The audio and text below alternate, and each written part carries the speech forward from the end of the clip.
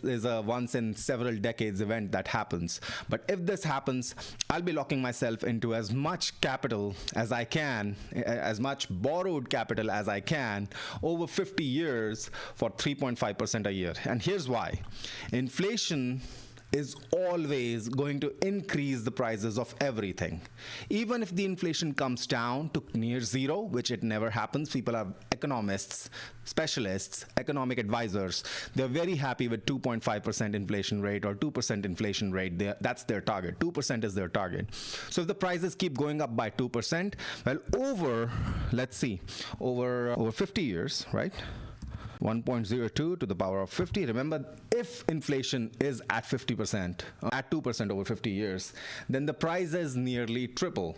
Now, we all know that when prices triple, if you borrow $1 million, they're essentially only worth $350,000 or $400,000 in this example, right? So over time, the value of your liabilities goes down. So if I can borrow money at a very low rate for a very long time, I'm typically going to get it because I'm not going to spend it on cars or private jets. I'm going to spend it on growing a business, growing my investment portfolio. Bitcoin has historically done 50% per annum, even higher in the initial stages. Now it's coming down. It's getting closer to SPX, but eventually it's probably going to stabilize around SPX, maybe a little bit higher for a while.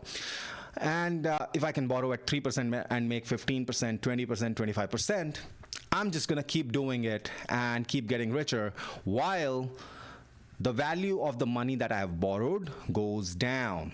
Why? Because things do tend to get expensive. If you have assets, if you have hard assets, they do tend to get expensive. In other words, you cannot rely on data that you're getting from someone else, even if it's official sources. Now, if you do rely on that, and if it's working out for you, great. But if it's not been working out for you very well, I suggest you stop relying on official data because it can be very, very biased, as we've seen with inflation, okay? Inflation is supposed to be 4%, 5%. But I know for a fact that people's grocery carts, even if the items within the cart did not change, have become significantly more expensive over the last few years. We're not looking at 4%, 3%, 5% inflation. We are looking at significantly higher inflation rates than the official figures. And that happens with everything.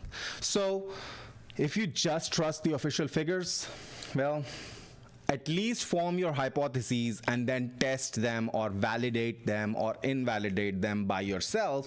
Otherwise, you're just shooting into the dark and you have no idea what you're working with.